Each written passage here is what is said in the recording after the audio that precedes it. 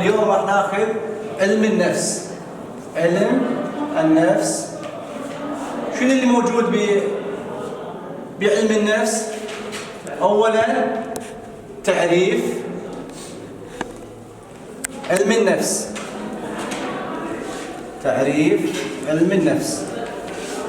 ثانيا مراحل تطور علم النفس. ثالثا السلوك.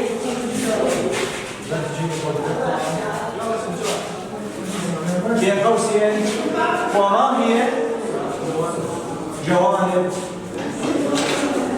السلوك؟ ما هي جوانب السلوك؟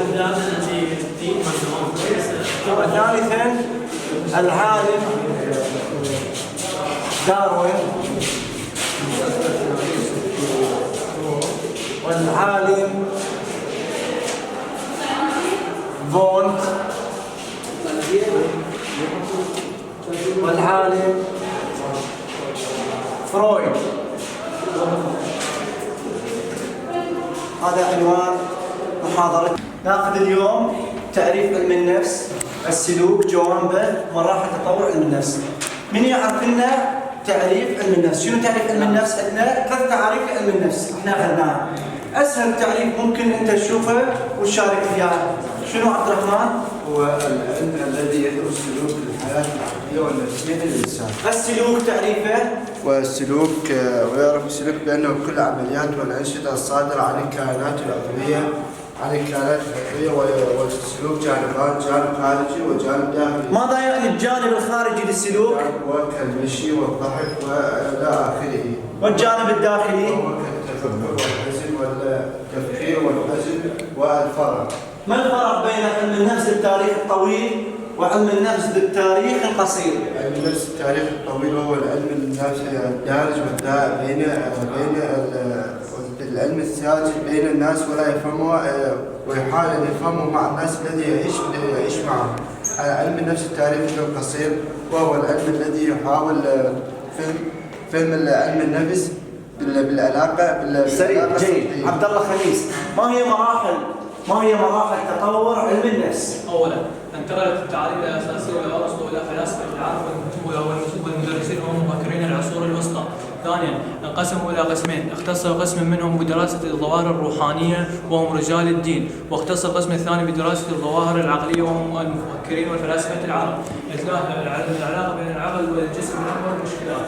اربعه حاول الفيلسوف الفرنسي ديكارت حل المشكله بين العلاقه بين العقل والنقل، وقال ان هما شيئان مختلفان لا يمثل احدهما الاخر. خمسه ان الانسان عقله هو الذي يحاول وهو الذي يحرك. ما هو تعريف السلوك؟ ما هو تعريف السلوك؟ كلمة تعني كل أنواع الأنشطة والعمليات الصادرة عن الكائنات العضوية والتي يمكن أن نحصل عليها بصورة مشتركة ودقة. ماذا تعني لك النظرية التطورية نظرية داروين؟ ظهرت نظرية داروين التي تعني أن يوجد اختلاف بين الحيوان والإنسان، وأن ظهرت نظرية ديكارت أن الحيوان تحركه غريزته. نعم. وأن الإنسان يحركه العقل. جيد. بعد غيره سعدون. نعم. السلوك شنو تعريف السلوك؟ السلوك هو كلمة جميع الأنشطة الصادرة عن الكائنات العضوية.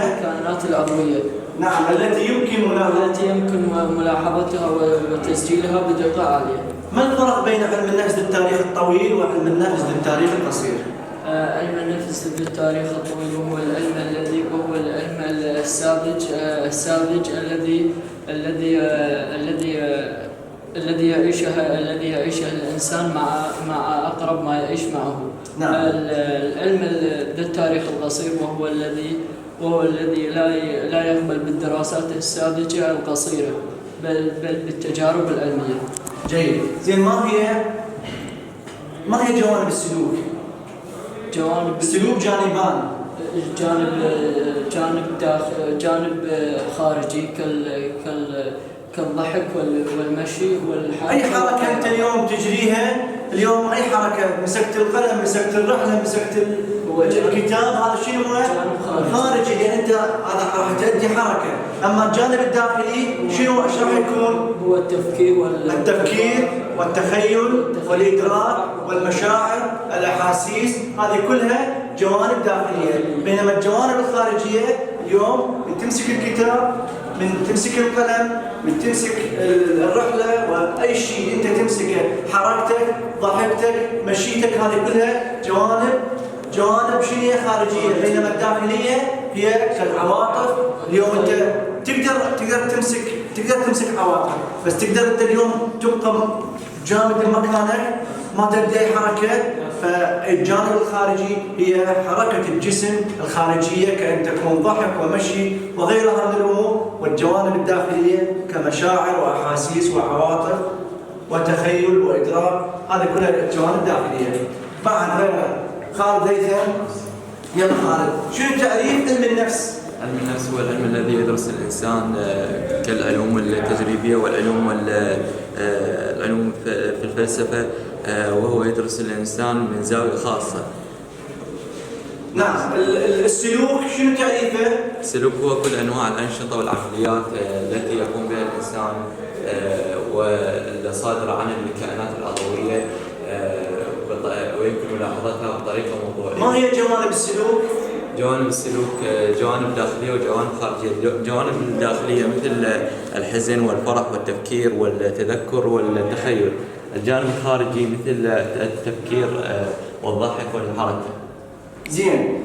ما هي النظرية التطورية؟ نظرية داروين، ماذا تعنيها لك النظرية الداروينية؟ عندما ظهرت فكرة التطور المنهجي في العالم داروين،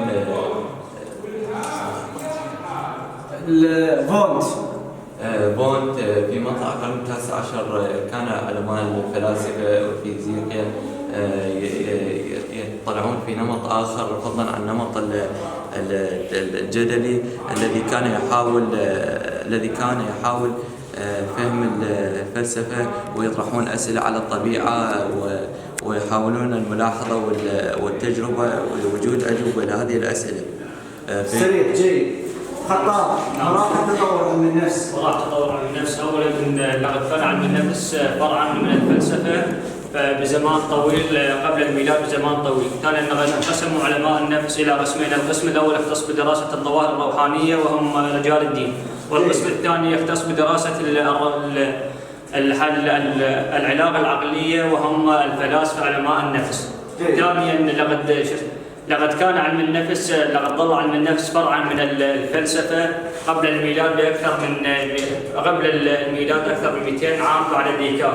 نعم. لقد خطا علم النفس خطوه كبرى نحو الاتجاه العلمي، حيث اشار العالم ووصفه بان الحياه او النفس او الروح هي الحياه الكائن الحي. نعم.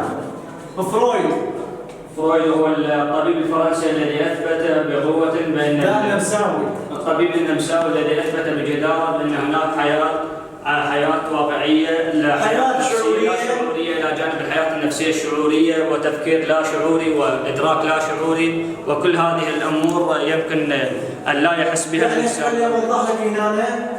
فرويد هو طبيب نمساوي، قال ان هناك حياه الى جوانب الحياه، حياه شعوريه الى جانب الحياه اللا شعوريه، وتخيل شعوري الى جانب اللا شعوري، وتفكير وخيال.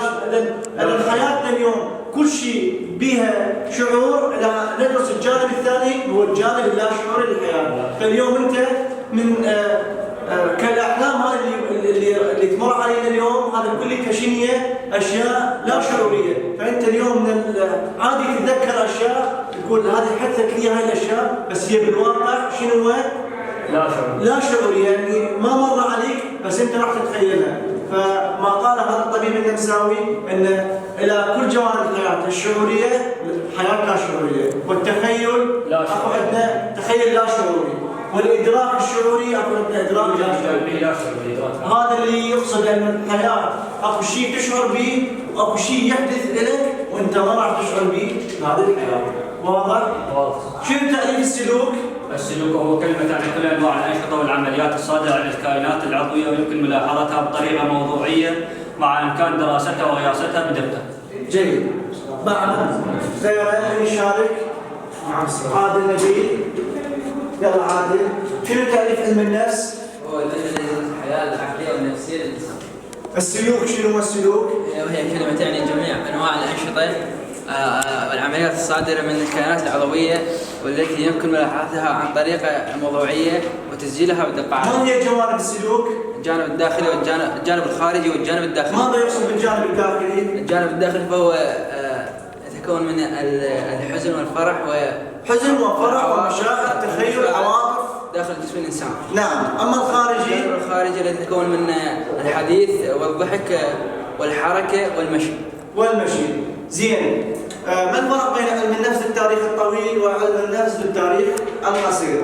علم النفس للتاريخ الطويل وهو العلم الذائع والدارج بين الناس والذي يفهمه الفرد مع غيره من الناس. نعم.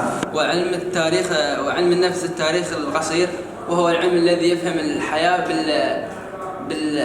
بالفهم السطحي لا بغيره من الكلام. ماذا تعني لك النظرية التطورية نظرية داروين؟ نظرية داروين. العالم بونت.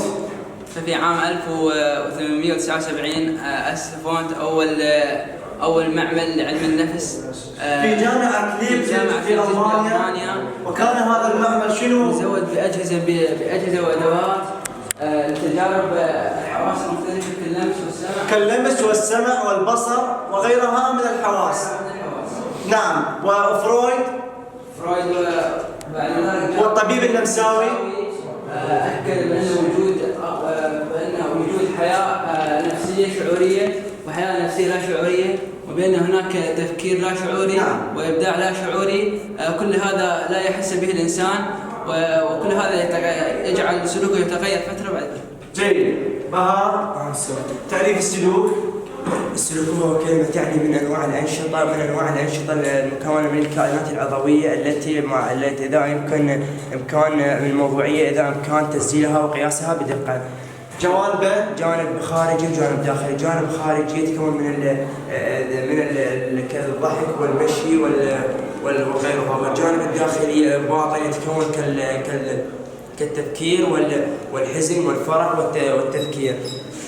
هذا حتى استريح. هذه راح تكون هذا استاذ علي، هذه راح تكون اهم محاضره لكم اللي ما راح تنسونها. ما راح تنسونها المحاضره اللي راح تسجل. راح نقول نسجلها ذكرى انه ما حكيته انت اليوم كله مسجل لك واغلبكم مجاوب على هذه الاسئله. فهذه احنا اليوم انا قلت لكم ماكو موضوع راح يمر اذا ما احنا نحكي موضوع اذا ما راح يجي بالامتحان. فحتى تكون هاي لكم تذكره انه هذا الموضوع باليوم الفلاني اجى استاذ علي وصور هذا المحاضره الدرس.